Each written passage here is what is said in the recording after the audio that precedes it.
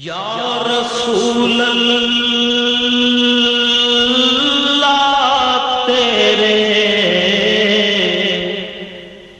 در کی فضاؤں کو سلام۔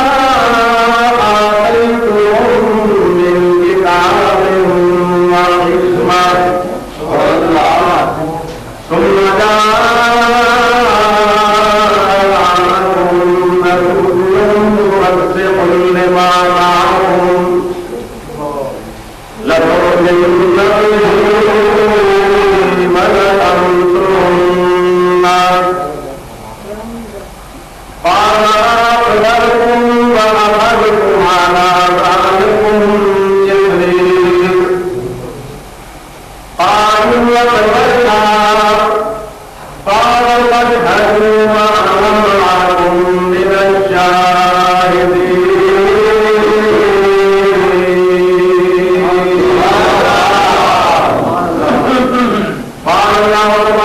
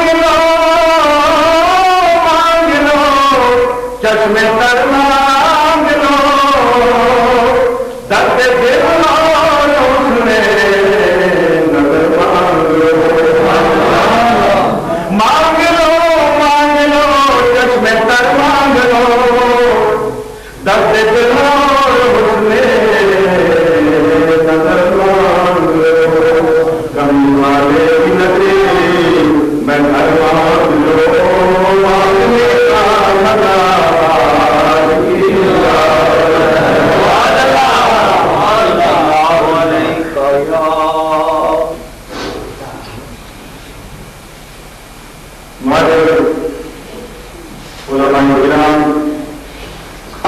صدر عالم مصطفیٰ بڑے کرام بزرگوں دوستوں اور میری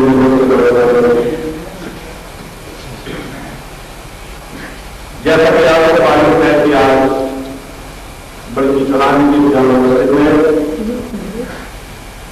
حضور سرکار عالم تاجدار اولیاء امام الانبیاء حبیب الاولیاء نور رسم کاشف ادراک و مطلب مالی آدم مجھے مطلب صفی عالم خسر آدم بغنی آدم جناب محمد مصطفیٰ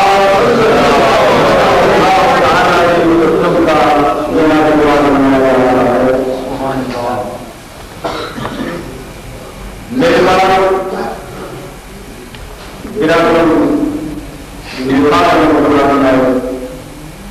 اور حسن اختر صاحب اور یہ مثال اس مسجد کے خطیب صاحب میرے پاس نصیب لیتے اور مجھے آج صبح اس بات میں شرکت کی دعوت دی.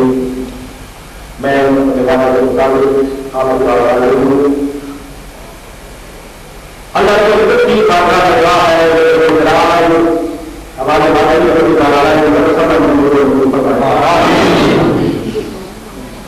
مجھے آج یہ بھی خوشی ہے کہ میں اس بستی میں دفعہ آیا ہے اور یہ بستی میری قوم کے اندر رکھتی ہے. یہاں سب چوہان کی آواز میں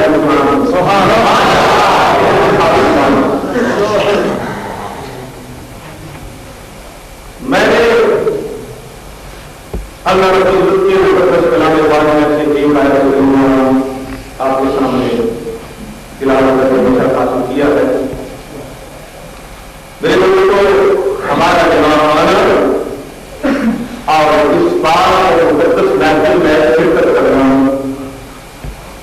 یہ اللہ رب العزت کا ہم پہ خصوصی کرم ہے.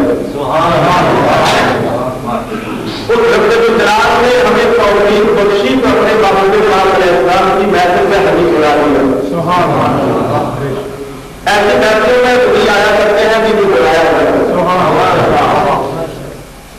اور پھر سرکار پاک علیہ السلام کا خصوصی کرم ہے آپ کی نظام رحمت ہے کہ آپ نے ہم جیسے غلاموں کے نظر کرم فرمائی ہم اپنی محفل میں آنے کی توفیق عطا فرمائی. میرے دوستوں یہ آپ کا یہاں آنا اور میرا یہاں آنا یہ ہمارا سوال نہیں ہے. یہ تبلیغ والے کی نگاہ کرم کا صدقہ ہے. اور حقیقت یہ ہے کہ آپ کی دین میں دین بنایا جاتا ہے. کسی نے یہ شاید نے کہا کہ وہی آتے ہیں جن کو بلایا جاتا ہے. معبود کی محفل میں محبوب کی محفل کو معبود سجاتے ہیں آتے ہیں وہی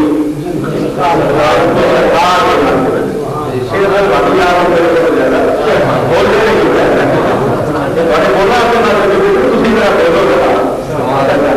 اور ایک بدل کے بعد تھی جان رہے ہوتے ہیں.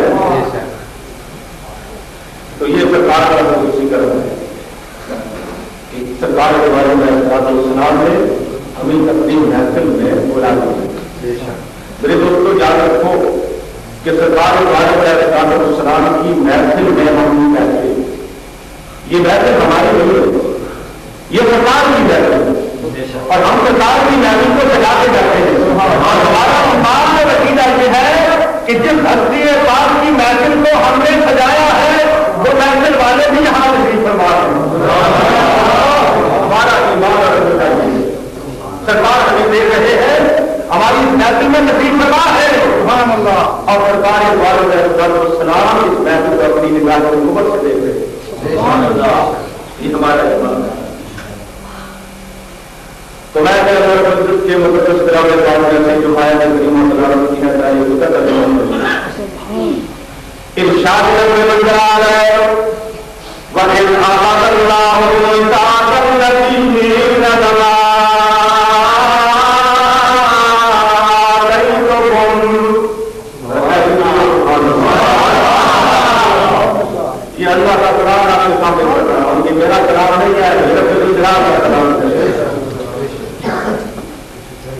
وَإِذْ أَخَذَ اللَّهُ مِيثَاقَ النَّبِيِّينَ لَمَا آتَيْتُكُم مِّن كِتَابٍ وَحِكْمَةٍ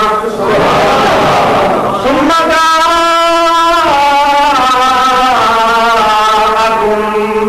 رَّسُولٌ مُّصَدِّقٌ لِّمَا مَعَكُمْ لَتُؤْمِنُنَّ بِهِ وَلَتَنصُرُنَّهُ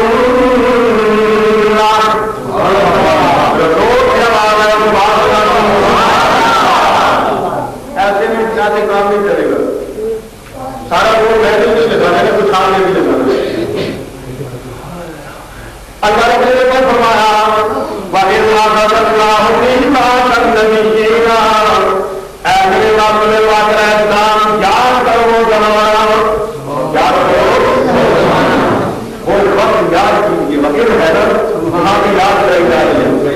اور قرآن مجید میں بعض مقامات ایسے بھی آتے ہیں جہاں پہ لفظ نہیں آتا ہے وہاں ایک لفظ ہوتا ہے جو معلوم ہے.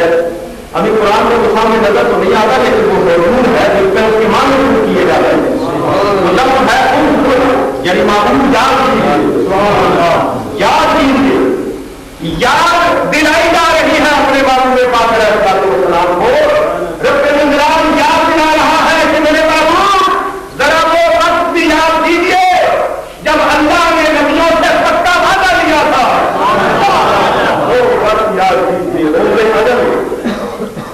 جبکہ اللہ رب العزت نے ساری کائنات کو اکٹھا کیا, ساری کائنات کی روح کو اکٹھا کیا اور دو محفلیں راستے منعقد کی.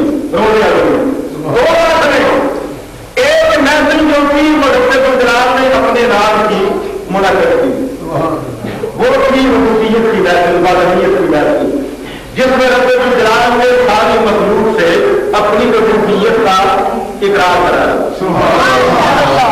اور اس میں تو سارے موجود تھے, اس میں کافر بھی تھے, مشرک بھی تھے, مومن بھی تھے, اس میں منافق بھی تھے, اس میں یہودی بھی تھے, اسرائیلی بھی تھے, اس میں ساری کائنات کا ہر یعنی ہر فرد جو کائنات میں آنے والا تھا جسے رب نے پیدا کرنا تھا وہ محفل میں موجود تھا.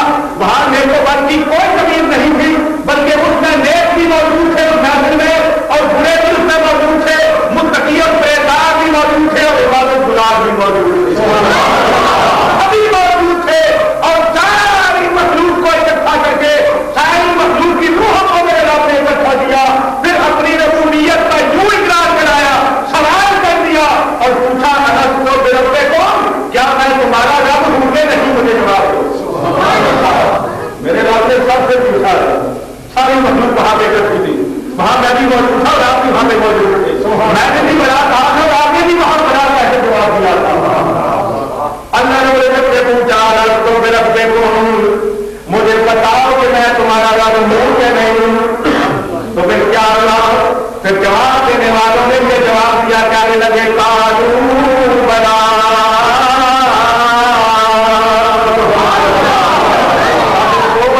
کہنے لگے ہاں تو ہی ہمارا رب ہے.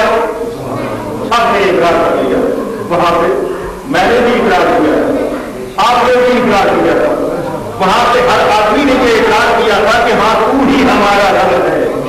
ہم نے تجھے اپنا رب تسلیم کر لیا ہے, ہم نے تجھے اپنا بادشاہ مان لیا ہے, ہم نے تجھے اپنا رازق اور مالک اور خالق مان لیا ہے, ہم نے یہ تسلیم کر لیا ہے کہ تو ہی ساری طاقتوں کا مالک ہے.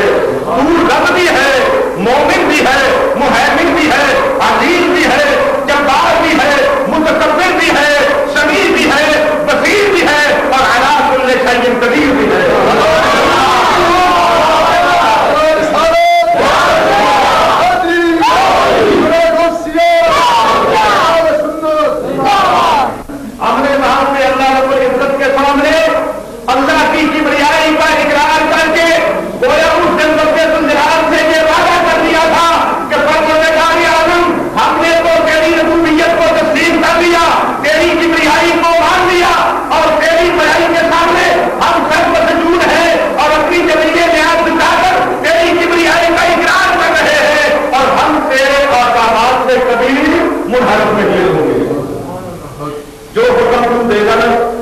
सामने हम अपना करे तस्लीम खाम कर दें, लेकिन वो वादा हमें दुनिया में आकर भूल गया।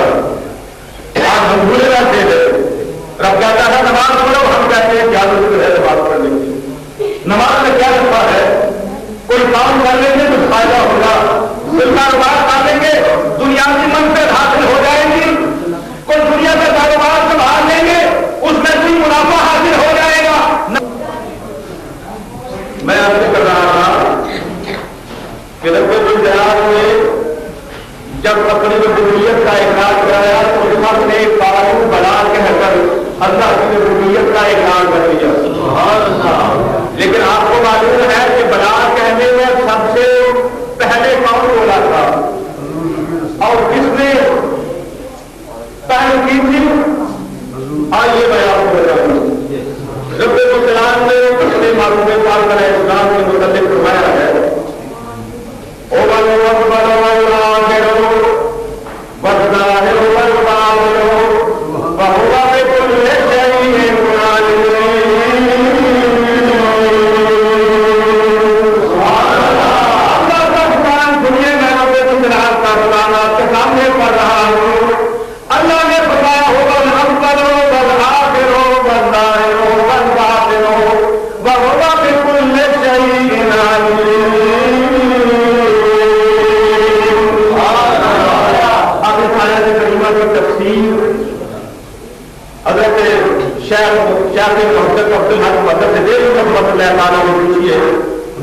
आप अपनी मजबूरों वालों किताब अदालत में नबूवत के इब्तिदा में फरमाते हैं कि ये आयत करीमा हमसे खुदा भी है और नाते मुस्तफा भी है।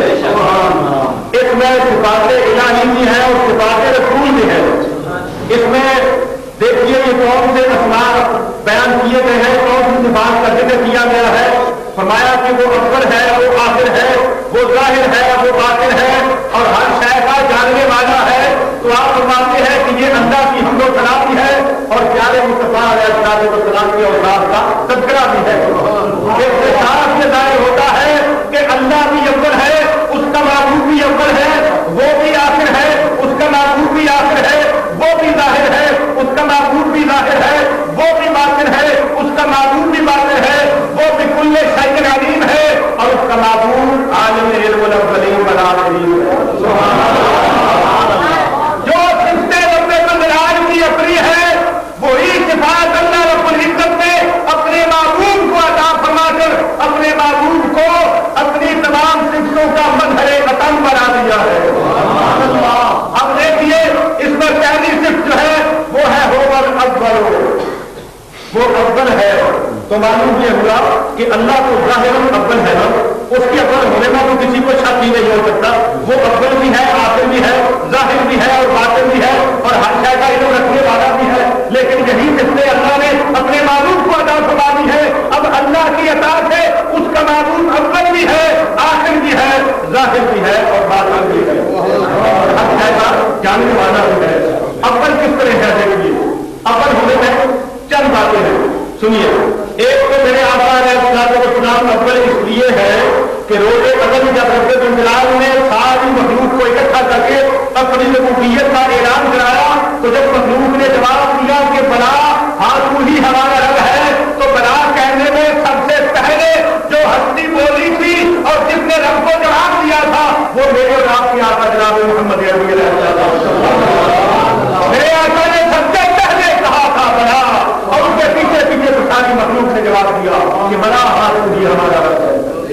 इसलिए मेरे आका अलैहिस्सलाम अव्वल है और इसलिए भी अव्वल है कि सरकार अलैहिस्सलाम करूँ सारी मखलूक ने पहले मेरे आका इसलिए भी अव्वल है कि अभी कायनात को कोई जगह भी मानव वजूद में नहीं आया, अभी कायनात का कोई नामो निशान भी नहीं था।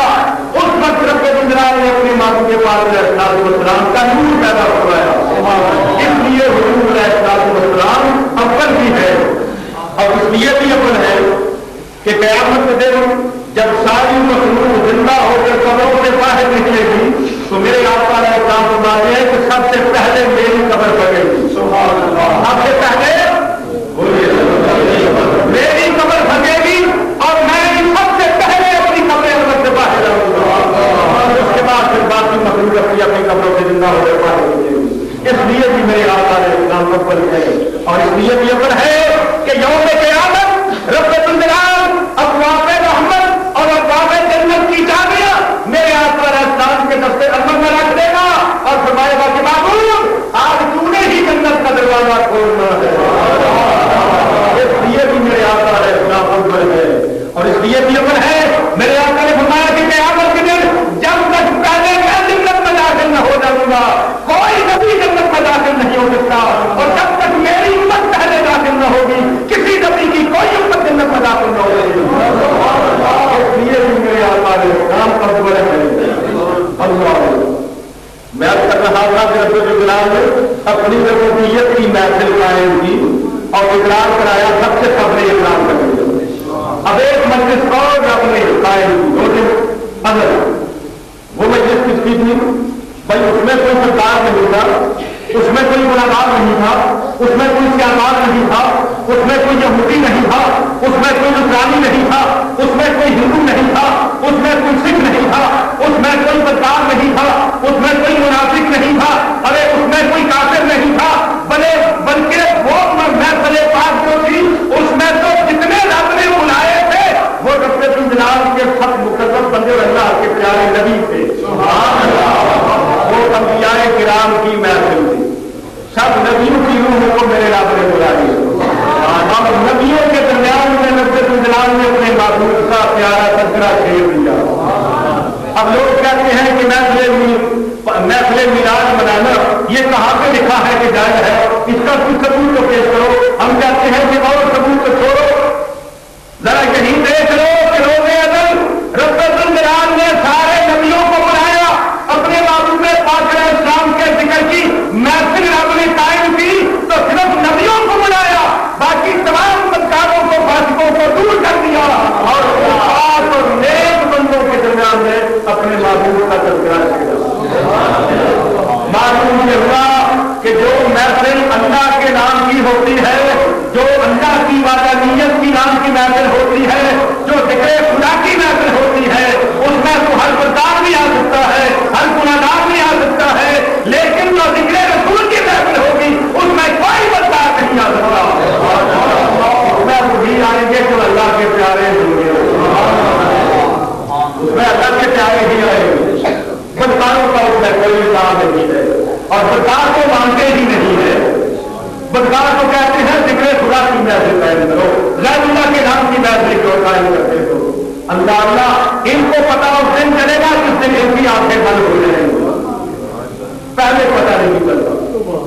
جب آنکھیں بند ہو جائیں گی انسان دنیا سے سفر کرے گا، قبر میں جا کر ڈیرا لگا لے گا، پھر قبر کی تنہائیاں ہوں گی، تاریخیاں ہوں گی، قبر میں جلانے والا بڑی بڑی اذیتیں ہوں گی، قبر میں بڑا عذاب آئے گا، لیکن یاد رکھیے جو آدمی نبی کریم علیہ السلام کا ماننے والا ہے، سرکار کا عشق و محبت رکھنے والا ہے، اور دنیا میں اپنے آقا کے نام کی محفلیں قائم کرنے والا ہے، وہ جب قبر میں جائے گا آقا علیہ السلام منت سے نفیس قبر میں تشریف لائیں گے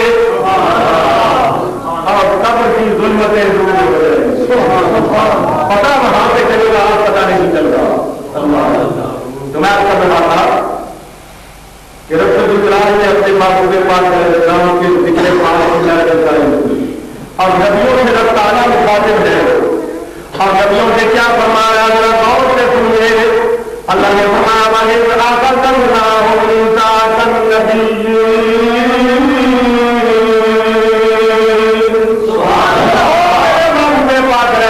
وہ زمانہ یاد کرو، وہ وقت یاد کرو جب اللہ نے تمام نبیوں سے وعدہ لیا تھا۔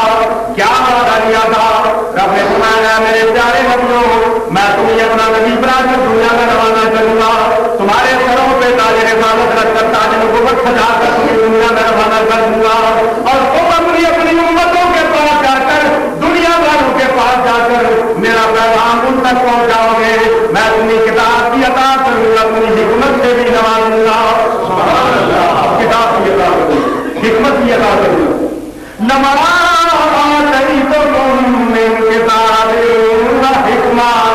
اور جب میں تمہیں کتاب و حکمت عطا کر دوں ثم جاءکم رسول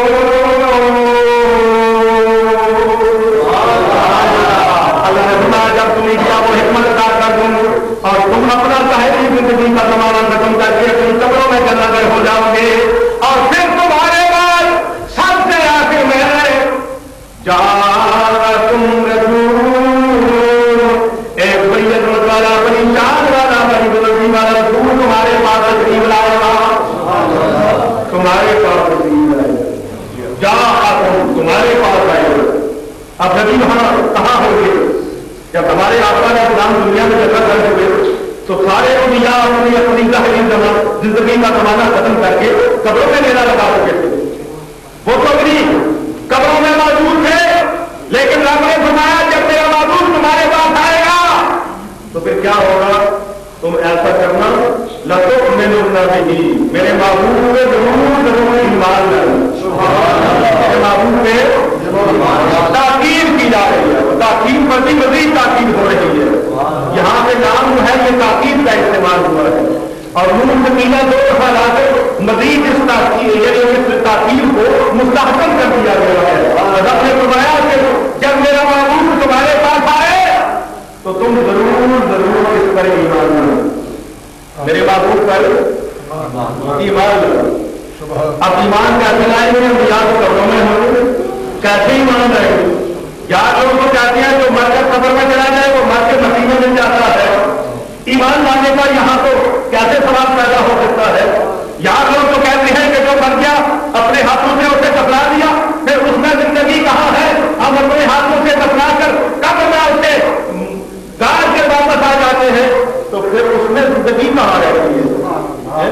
لیکن رب فرما رہا ہے کہ میرے نبی جو ہے یہ قبروں میں ہوں گے، اور اے میرے نبیوں جب میرا معبود تمہارے پاس آئے گا تو اس پر ضرور ضرور ایمان لانا. معلوم یہ ہوا کہ انبیاء کرام جو ہے ان کو رب العزت نے کیا ردانی زندگی عطا کی ہے. یہ قبروں میں بھی زندہ ہوتے ہیں،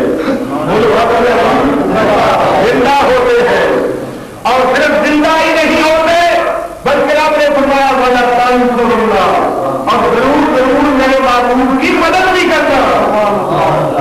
اب تو کئی لوگ کہتے ہیں کہ مدد غیر خدا سے مانگنی نہیں چاہیے، مدد مانگو تو خدا سے مانگو، خدا کے غیر سے مدد کو مانگی جائے یہ تو شرک ہو جاتا ہے. اور اگر غیر اللہ سے مدد مانگنی شرک ہے تو رب کو نبیوں سے کیوں بنا رہا ہے کہ جب میرا معبود تمہارے پاس آئے تو اس کی ضرور مدد کرنا. معلوم یہ ہوگا کہ کسی سے مدد مانگنا اس سے شرک نہیں ہوتا اور نہ کوئی گناہ ہوتا ہے، بلکہ مدد مانگنا یہ جائز ہے شریعت کے اندر. اور کیسے جائز ہے؟ دیکھیے اللہ کا پیغمبر ہے حضرت عیسیٰ علیہ السلام. حضرت عیسیٰ علیہ السلام نے اپنے حواریوں کو اکٹھا کیا اور اپنے حواریوں کو اکٹھا کر کے انہیں فرما رہے ہیں تیسرا سے کھول کے دیکھ لیجیے. اللہ کے پیغمبر عیسیٰ علیہ السلام نے اپنے حواریوں کو فرمایا قال الحواریون نحن اور ہمارے اے میرے ماننے والوں، اے میرے حواریوں، اے میرے صحبت میں بیٹھنے والوں، یاد رکھو اللہ کے دین کے معاملے میں مجھے مدد کی ضرورت ہے، اور اللہ کے دین کے سلسلے میں کون ہے جو میری مدد کرے گا؟ کون ہے جو میری مدد کرے گا؟ تو وہ جواب یہ دے رہے ہیں کہ قال الحواریون نحن انصار اللہ. حواریوں نے جواب دیا کہ ہم اللہ کے دین کی مدد کے لیے تیار ہیں، ہم مدد کے لیے تیار ہیں. آپ پوچھئے عیسیٰ علیہ السلام سے کہ وہ کیوں شرک کر رہے ہیں؟ اگر کسی سے مدد مانگنا شرک ہوتا تو عیسیٰ علیہ السلام حواریوں کو مدد مانگنے کے لیے ہرگز نہ پکارتے اور حواری بھی یہ جواب ہرگز نہ دیتے کہ ہم اللہ کے دین کے لیے آپ کی مدد کرنے کے لیے تیار ہیں. معلوم مجھے ہوا کہ مدد ناجائز نہیں ہے. اور انبیاء اور اولیاء جو ہے یہ اپنی اپنی قبروں میں زندہ ہے، وہ اپنی اپنی قبروں میں زندہ ہے. میں نے ایک واقعہ دیکھا ہے، ایک کتاب لکھی ہوئی ہے تاجدار گولڈا حضرت وکیل مہر علی شاہ قطب زمانہ غوث زمانہ رحمت اللہ تعالیٰ کی شان میں اور کسی نے پاک کے سلسلے میں جس کا نام ہے میرے وکیل. آپ نے کئی ہزار میں اس کا مطالعہ کیا ہوگا. میرے وکیل کے اندر یہ واقعہ موجود ہے کہ ایک دفعہ حضرت شاہ عبدالعزیز محدث اپنی مسجد میں بیٹھے تھے، شاگرد اور عقیدت مند پاس موجود تھے، تو ایک لڑکا جو آپ کا شاگرد تھا وہ آپ کے پاس آیا اور کہنے لگا کہ حضرت جی یہاں سے بھی کے قریب ایک قصبہ ہے، وہاں ایک قبر پر ہر سال میلہ لگتا ہے، اور وہاں پہ بڑی دنیا جاتی ہے میرا دیکھنے کے لیے، مجھے بھی اجازت مرمت فرمائیے کہ سما میں نے میرا دیکھنے کے لیے جانا چاہتا ہوں. تو آپ نے فرمایا کہ وہاں جا کر کیا کرو گے؟ وہاں جو تمام غیر شرعی امور واقع ہوتے ہیں، وہاں جو رسم و سلوک کی محفلیں قائم ہوتی ہے، وہاں پہ ناچ اور گانا ہوتا ہے، وہاں پہ جو تمام جتنے بھی کام ہوتے ہیں وہ غیر شرعی کام ہوتے ہیں، اور تم وہاں پر جا کر کیا کرو گے؟ چھوڑو، وہاں جانے کا زیادہ کم کرو. لیکن وہ لڑکا تھا بات میں آیا، کہنے لگا نہیں حکومت دبا تو میرا جی چاہتا ہے کہ مجھے آپ اجازت دے ہی تو بہتر ہوگا. اس نے پھر اصرار کیا. آپ نے دیکھا کہ یہ بار بار اصرار کرتا ہے تو فرمایا اچھا ٹھیک ہے چلا جا، لیکن اتنا کرنا کہ وہ جو صاحب قبر ہے نا جن کی قبر سے ہر سال لوگ آ کر میلہ لگاتے ہیں، اس کی طرف میں تمہیں ایک رستہ لکھ کے دیتا ہوں، وہ میرا رستہ لے جانا اور اس صاحب قبر کی قبر پر جا کر رستہ رکھ دینا، اور جو جواب ملے گا وہ واپس آ کر مجھے بتا دو. اب ذرا اندازہ کیجیے، شاہ صاحب نے رستہ دیکھا اور لکھ کر اس لڑکے کے حوالے کر دی. وہ لے کر جب اس بستی کے قریب لڑکا پہنچا، وہ اپنی خوشی میں جا رہا تھا کہ آج مجھے اجازت مل گئی جا کر دے، لیکن ہم کے لیے کھلا. جب اس بستی کے قریب جا کر پہنچا، اپنی بستی میں جا کے نہیں ہوا، اس نے دیکھا کہ کھڑے رہا ایک بڑے درخت کے نیچے کمری چھوڑ فقیر بیٹھا ہے. یہ لڑکا جب اس فقیر کے پاس سے گزرنے لگا، اس نے آواز دی اور کہنے لگا، او بیٹے، وہ شاہ صاحب نے جو تمہیں رستہ لکھ کر دیا ہے وہ میرا رستہ مجھے دے کر جانا. وہ رستہ میرا ہی ہے، مجھے دے کے جا. تو کہاں لے کے جا رہا ہے؟ یہ تو رستہ مجھے دے دے اور پھر تو چلا جا. اس لڑکے نے جب دیکھا تو وہ حیرت میں آ گیا، وہ تو حیرت میں ڈوب گیا کہ معاملہ کیا ہے. خیر وہ اس درویش کے پاس پہنچا اور اس نے شاہ صاحب کو رستہ دے دیا. انہوں نے جب دیکھا اس کے کپڑا پڑنے کے بعد وہاں سے ایک ٹھیکری اٹھائی زمین سے اور اس پر ٹھیکری لکیریں مار. لکیریں مار کر فرمایا کہ یہ جو رکے کا جواب ہے جا جا کے شاہ صاحب کو دے دے. جواب ہو گیا. انہوں نے جو کر دے دیا ہم کو لڑکا اس کو میرا تو بھول چکا تھا، وہ وہیں سے واپس ہو گیا اور آگے آ کر دیکھا کہ شاہ صاحب بیٹھے ہیں، شاگردوں کا مجمع لگا ہوا ہے. لڑکا جب پہنچا تو پہنچ گئی اس نے اس فقیر کا دیکھ کر وہ رکا پیش کر دیا. شاہ صاحب نے جب اسے دیکھا، اس کی تاریخ کو پڑھا تو پڑھنے کے بعد آپ مسکرا پڑے. مسکرا پڑے تو لوگوں نے پوچھا کہ ہمیں یہ تو بتائیے کہ آپ جو مسکرا رہے ہیں، اور یہ بھی فرما دیجیے کہ آپ نے کیا لکھا تھا اس رکے میں اور اس کے جواب میں کیا لکھا ہوا ہے، یہ بھی ہمیں تفصیل سے بتا دیجیے.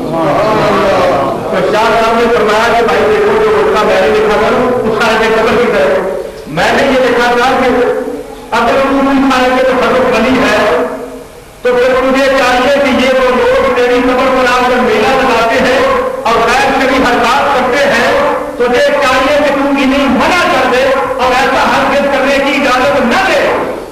میں نے یہ لکھا تھا اور انہوں نے مجھے یہ لکھ کے بھیجا ہے کہ شاہ صاحب آپ سے ایک بچہ جو ہے وہ باہر نہیں آیا اور اسے آپ باہر نہ رکھ سکے تو میں اپنی مخلوق کے خدا کو کیسے باہر رکھ سکتا ہوں؟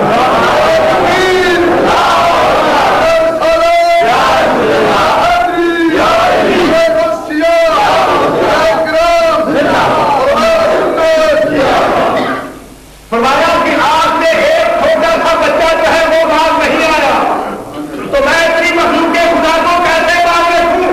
اور پھر مزے کی بات یہ ہے کہ میں تو اپنی قبر سے نکل کر یہاں شہر سے باہر آ کر اس درخت کے نیچے بیٹھا ہوں. قبر تو خالی پڑی ہے، وہ وہاں پر جا کر ناچے اور گائے جو بھی چاہے کرے، میں تو یہاں بیٹھا ہوں، میں تو یہاں بیٹھا ہوں. اللہ معلوم ہوا کہ یہ اللہ والے تو ہوتے ہیں، یہ زندہ ہوتے ہیں. انبیاء بھی اپنی قبروں میں زندہ ہے اور اولیاء بھی اپنی قبروں میں زندہ ہے. اسی لیے کسی نے کیا کہا، کون کہتا ہے کہ مومن مر گئے قید سے چھوٹے اور اپنے گھر گئے.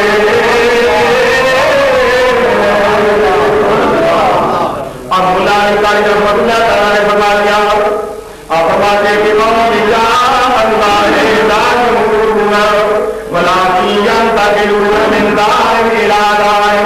آپ فرماتے ہیں یا اللہ جو ہے یہ مرتے نہیں ہیں، بلکہ ہوتا کیا ہے کہ یہ صرف اپنا مکان تبدیل کر دیتے ہیں. یہ کیا کرتے ہیں؟ مکان تبدیل کر دیتے ہیں. مکان تبدیل ہو جاتا ہے. دنیا کی ظاہری زندگی کا وہ خط ہے اسے چھوڑ کر قبر میں ڈیرا لگا دیتے ہیں. صرف مکان تبدیل ہو جاتا ہے، زندگی وہی کو مل جاتی ہے. زندگی میں کوئی فرق نہیں پڑتا.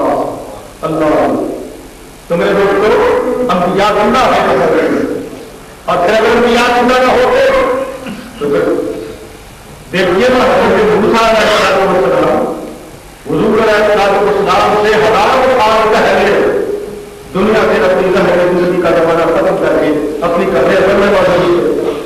اور معراج کی رات جب میرے آقا علیہ السلام قبر موسیٰ کے پاس سے گزرے تو میرے آقا نے فرمایا کہ میں نے موسیٰ کو دیکھا کہ وہ اپنی قبر میں کھڑے ہو کر نماز پڑھ رہے. میں نے موسیٰ علیہ السلام کو دیکھا کہ وہ اپنی قبر میں کھڑے ہو کر نماز پڑھ رہے تھے.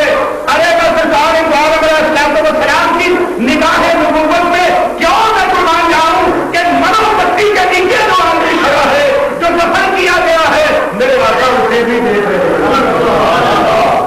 وہ بھی میرے آقا علیہ السلام کی نگاہ نبوت سے کوئی شکا نہیں ہے، اندازہ کرنی ہوگی. اور پھر سرکار ابراہیم علیہ السلام نے حضرت موسیٰ کو قبر میں کھڑے ہو کر نماز پڑھتے ہوئے دیکھ لیا، اور حضرت موسیٰ نے اپنی قبر میں کھڑے ہو کر میرے آقا کو قبر سے باہر تشریف فرما ہوئے دیکھ لیا. اور پھر پڑھ لیا اشہد ان لا الہ الا رسول اللہ، میں گواہی دیتا ہوں کہ آپ اللہ کے سچے رسول ہیں. اللہ. اور یہی موسیٰ علیہ السلام نے جب حضور علیہ السلام معراج کیا اور اللہ کی بارگاہ میں پہنچے تو رب نے اس امت کے لیے 50 نمازیں خرچ کر دی. 50 نمازیں اور 50 نمازیں لے کر میرے آقا علیہ السلام واپس آ گئے. جب چھٹے آسمان کو پہنچے تو موسیٰ علیہ السلام سے ملاقات ہو گئی.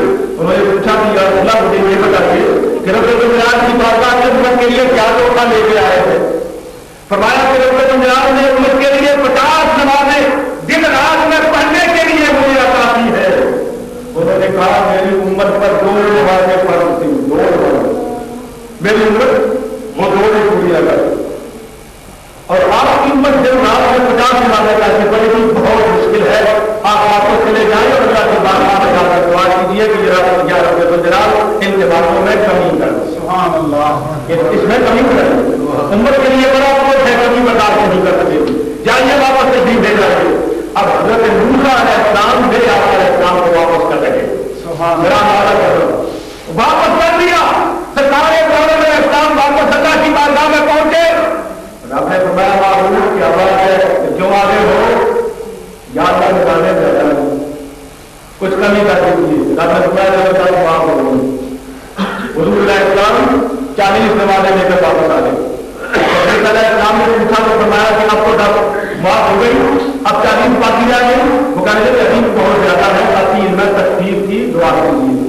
جائیے اور اللہ کی بارگاہ میں جا کر اس طرح کیجیے کہ نمازوں میں کمی اللہ تعالیٰ کمی کروا دے.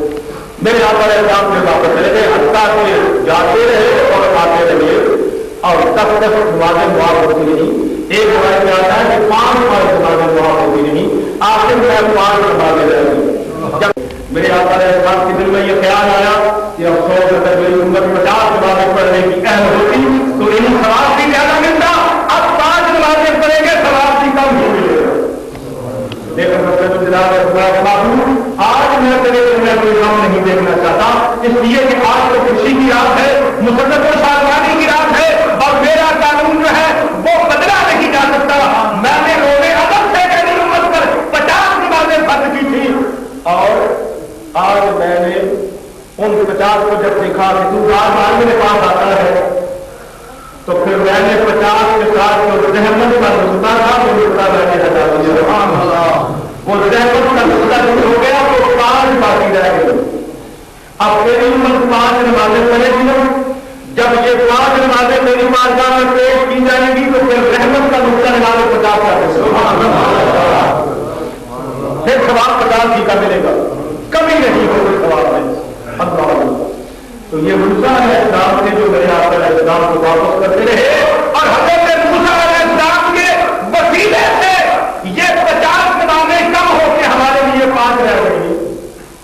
اب جو لوگ وسیلے کے قائل نہیں ہے ان چاہیے کہ وہ 50 زیادہ پڑا انہیں کو 50 کرنی چاہیے، اور جو وسیلے کے قائل ہیں انہیں 5 کرنی چاہیے، اس لیے کہ یہ 5 تو حضرت موسیٰ علیہ السلام کے وسیلے سے ہمیں نصیب ہوئی ہے، اگر وسیلے کا انکار کیا جائے تو پھر 50 زیادہ کرنی چاہیے۔ میں آپ یہ کر رہا تھا کہ موسیٰ علیہ السلام کو اپنی قبر میں موجود تھے نا، جب میرے آقا علیہ السلام قرآن کے سوال ہو کر میرا اللہ رب العزت کی بارگاہ میں جا رہے ہیں تو موسیٰ علیہ السلام کو اپنی قبر میں موجود، لیکن موسیٰ علیہ السلام اپنی قبر کے گھر سے نکلے، مسجد اقصیٰ میں پہنچے، نبی پاک علیہ السلام کے پیچھے نماز پڑھی، پھر وہاں سے آسمانوں پہ پہنچے، اور جب میرے آقا علیہ السلام کی سواری چھٹے آسمان پہ پہنچی تو پہلے موسیٰ علیہ السلام حاضر ہوئے۔ سبحان اللہ، معلوم ہے کہ اللہ کے قبر والے زندہ ہے، اگر زندہ نہ ہوگے تو پھر ہمارا وسیلہ کیسے بنتے؟ اس لیے اللہ رب العزت نے فرمایا کہ اے نبیوں جب میرا معلوم تمہارے پاس آ جائے تو پھر تم کیا کرنا؟ بچوں میں لوگوں کی تو ضرور ضرور اس پر ایمان بھی لانا اور ضرور ضرور اس کی مدد بھی کرنا۔ پھر فرمایا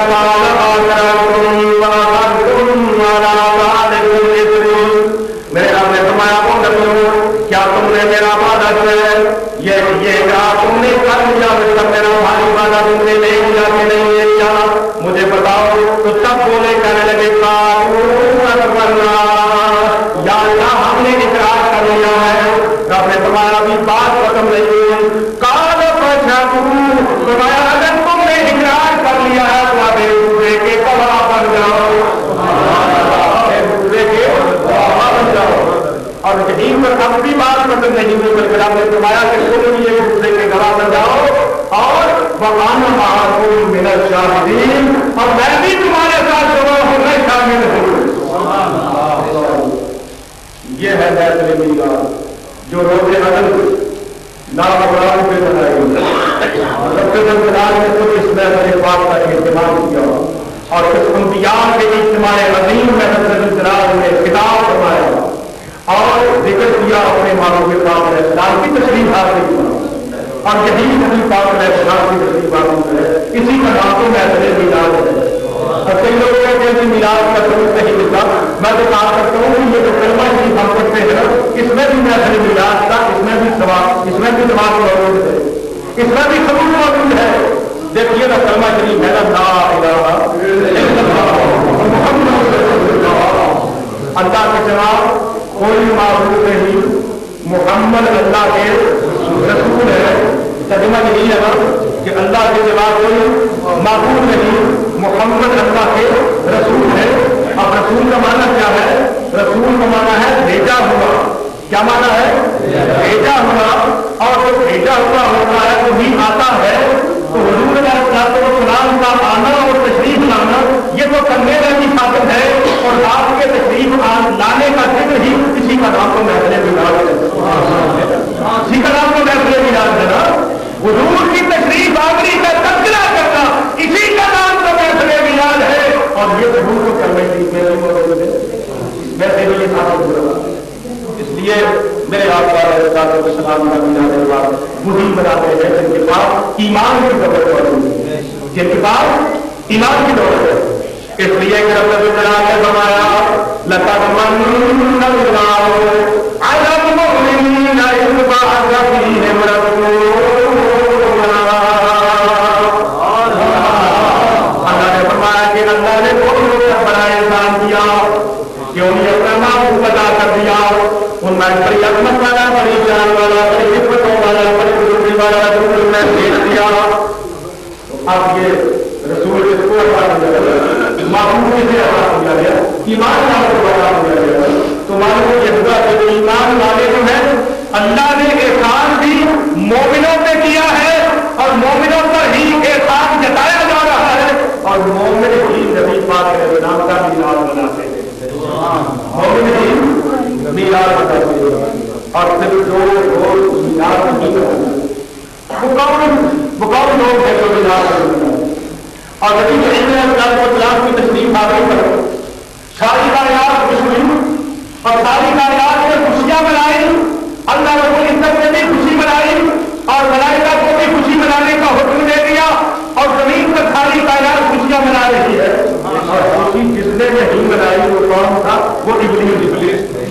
इब्लीस आज से खुशी नहीं बनाई। मेरे आका अलैहिस्सलाम की विरासत की रात है, अनवारे मुहम्मदिया किताब का नाम है, हवाला खोल के देख लीजिए। मेरे आका अलैहिस्सलाम की विलादत के बाद सादत की रात है, और इब्लीस जो था वो कोहे सुबैर की चोटी पे चढ़ गया और वहां पे चढ़कर उसे अपने साथ के बालों को उठाकर उसमें मट्टी डालकर जोर जोर से चीखना शुरू कर दिया। जितने शैतान थे उनका इकट्ठे हो गए। उन्होंने पूछा कि बाबा जी क्या बात है, आप लोग इतने दर्द से रो रहे हैं, आज रोने की क्या वजह है, क्या तकलीफ पहुंची है, कौन सा सदमा पहुंचा है, क्या बला तुम में टूटी है कि इतने दर्द के साथ रो रहे हो। उसने कहा तुम्हें मालूम नहीं है मैं इसलिए रो रहा हूं कि आज हमारा बेड़ा गर्क करने वाला वो अल्लाह का महबूब दुनिया में जलवागर हो गया। मैं इसलिए रो रहा हूं कि जिसने हमारा बेड़ा गर्क करना है, जिसने हमें जवाब बर्बाद कर देना है और जो हमारी नाकामी का बायस बनेगा, वो आज का इनाम में तशरीफ ला चुका। मैं इसलिए रो रहा हूं। मालूम ये हुआ कि हुजूर अलैहिस्सलाम की तशरीफ आदि के मौके पे अगर कुछ नहीं हुआ तो शैतान कुछ नहीं हुआ। अगर रोया था वो शैतान रोया था, अगर परेशानी हुई थी तो शैतान और इब्लीस को परेशानी हुई थी। मोमिन को खुशियां ही मनाते रहे और आज भी खुशियां मना रहे। मोमिन को हमेशा खुशियां मनाते रहे। इसीलिए आला हज़रत इमाम अहमद बरेलवी रहमतुल्लाह ने यहाँ फरमाती है और क्या खूब आप फरमाते हैं कि मिसाल चहल पहल पर हजार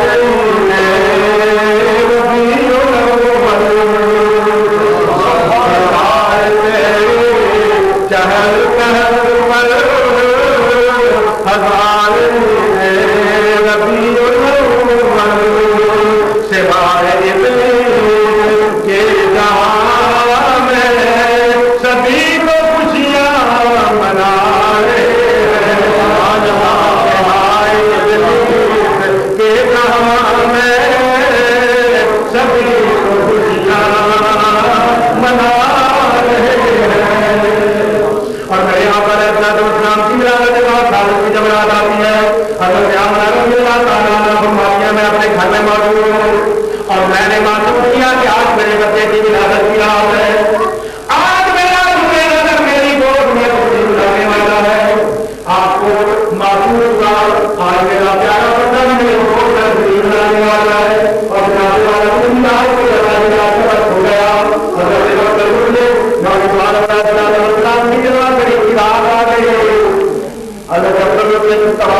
के लिए तशरीफ ले गए और काबे का तमाम कर रहे थे और तमाम करते हुए अल्लाह की बारगाह में दुआ कर रहे थे। एक परवरदिगार आलम जिस नूर का तुमने मुझसे वादा किया था अब वो नूर से अता कर दे। उस नूर की तशरीफ आने के लिए मैं तेरी बारगाह में दुआ करता हूँ, अब वो नूर मुझे अता और बाकी हो रही थी कह रहे थे दुआ ये के यार वो नेमत मौजूद मिल जाए। दुआ ये के यार वो नेमत मौजूद मिल जाए। बनी हाशम का मुरझाया हुआ मिल जाए। दुआएं कर रहे थे, दुआ करते करते आपने देखा कि काबम जो था वो मकाम इब्राहिम की तरफ झुक गया और उसका लेकर मकाम इब्राहिम को ठंडा कर दिया। अब हजरत अब्दुल मुस्लिम सुनते हैं कि उन्हीं काबे में से एक आवाज आ रही थी। काबे में से क्या आवाज आ रही है? आवाज आती है अल्लाहु अकबर अल्लाहु अकबर रब्बु मुहम्मद मुस्तफा मिन अंजातिल असनामे व अरजातिल मुशरिकीन। आवाज आ रही थी अल्लाह बहुत बड़ा है, अल्लाह बहुत बड़ा है जो मोहम्मद मुस्तफा का रब है। आवाज आ रही थी और काबे में से आवाज आ रही है कि मेरे میرے رب نے اب میرے لیے وہ وقت جو ہے مجھے دکھا دیا ہے. اب وہ وقت آ گیا ہے کہ اب مجھے پاک کرنے والا جو ہے اور مجھے بتوں سے پاک کرنے والا اور اس نے کی نجاتوں سے مجھے پاک کرنے والا بھی تشریف لا رہا ہے. یہ آواز آ رہی کا سے اب حضرت جب وہ مطلب وہاں بڑے ہو کر جب گھر آتے ہیں تو سرکار کے بارے میں اسلام کی سروازی ہوتی. یہ صبح صادق کا وقت تھا اور ربیع الاول شریف کی 12 تاریخ تھی. رات کا وقت ہے, صبح صادق کا وقت ہے اور موسم بڑا معتدل ہے, زیادہ سردی ہے اور زیادہ گرمی ہے, نہ تیز ہوائیں چل رہی ہیں, بڑا معتدل موسم ہے. اور سرکار کے بارے میں اسلام اس کائنات میں جلوہ گری کرواتے ہیں. جب حضرت ابو کے گھر میں پہنچے, میرے آقا علیہ السلام کی ولادت رات سالت ہو چکی تھی. گھر آئے حضرت آمنہ رضی اللہ تعالیٰ عنہ نے عرض کیا کہ ذرا آ کے دیکھیے نا جلال نے مجھے حکم سے انجمن عطا کر دیا ہے. حضرت مطلب بڑے خوش ہو گئے کہ رب الجلال نے میری دعا کو شرط قبولیت سے نواز دیا. اب خوش ہو کے اپنے اس مقدس پوتے کو اٹھاتے ہیں اور اٹھا کر اپنے سینے سے لگاتے ہیں, اپنی گود میں رکھتے ہیں اور پیار کر رہے ہیں اور دیکھ رہے ہیں کہ رب الجلال نے وہ مقدس پوتا ادا کر دیا ہے کہ جس کے چہرے پر جلالت ہے, جس کے چہرے پر نور ہے اور نور کی شعائیں جس کے چہرے سے نکل رہی ہے.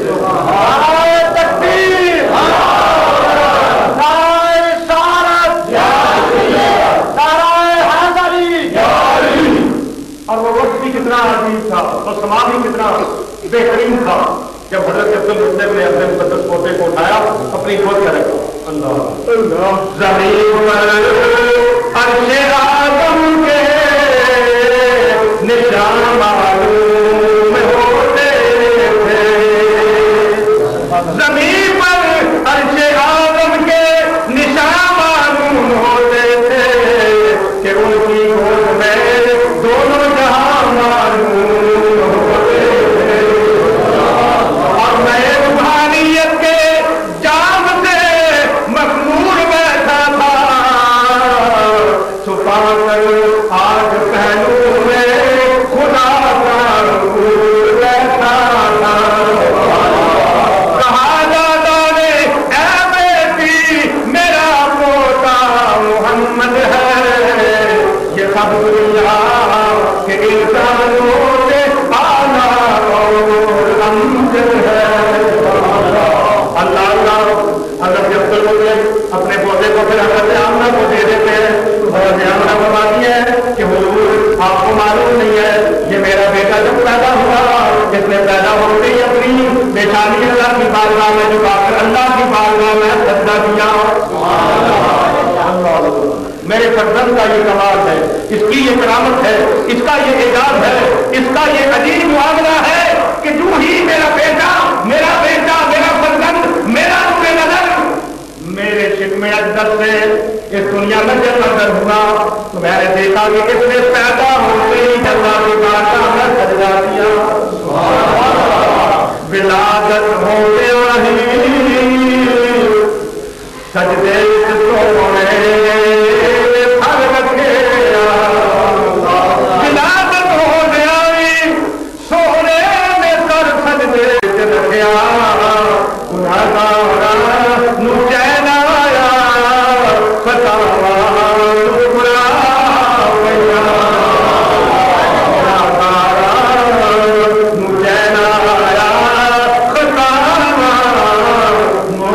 برا پیا.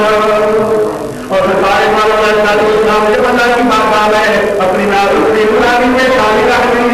حضرت آمنہ فرماتی ہے کہ میں نے دیکھا میرے بیٹے کے ہونٹ تمہارے گر رہے تھے, جب رام میں بھاگت پورا گیا تو آواز آ رہی تھی رب حبلی امتی.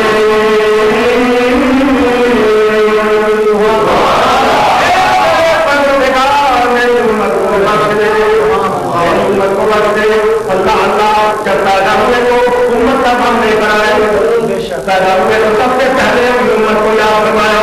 میرے آقا علیہ السلام جب دنیا میں جلوہ گر ہو گیا ہے, دنیا میں آ کر آپ نے سب سے پہلے اپنے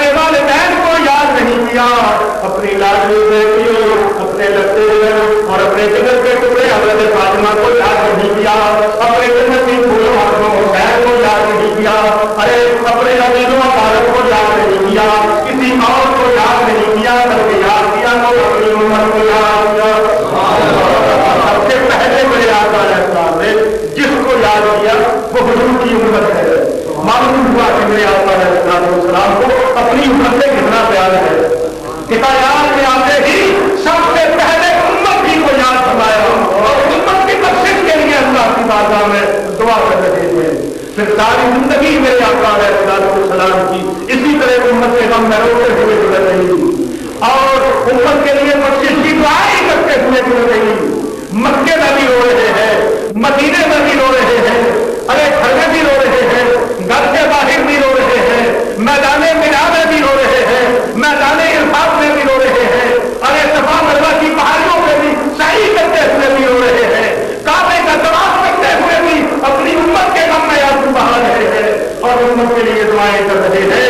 ہر نازا ہر دوا ہر دم امت کے لیے آنسو بہاتے رہے. اور اسی لیے تو اعلیٰ حضرت نے یوں یہاں پر اس طرح فرما دیا نا, بڑا ایمان اور ارشاد ہے اعلیٰ حضرت. میں آپ کے کلام پہ قربان ہوں. اعلیٰ حضرت نے جو نمونہ پیش کیا ہے شان رسالت کے بیان کرنے کا اور اس میں اس کو محبت کے اظہار کا جو نمونہ پیش کیا ہے آپ فرماتے ہیں اللہ کیا جہنم اپنے درد ہوگا, اللہ کیا جہنم اپنے درد ہوگا, رو رو زبانے دریا بہا دیے.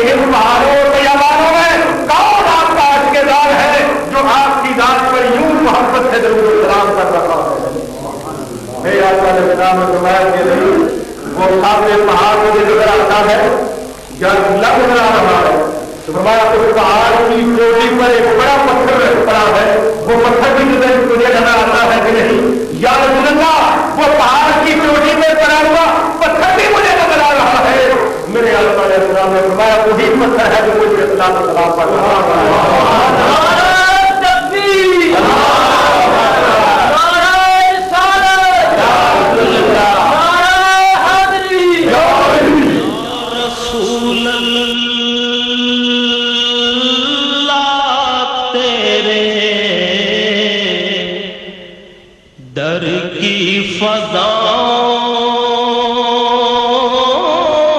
کو سلام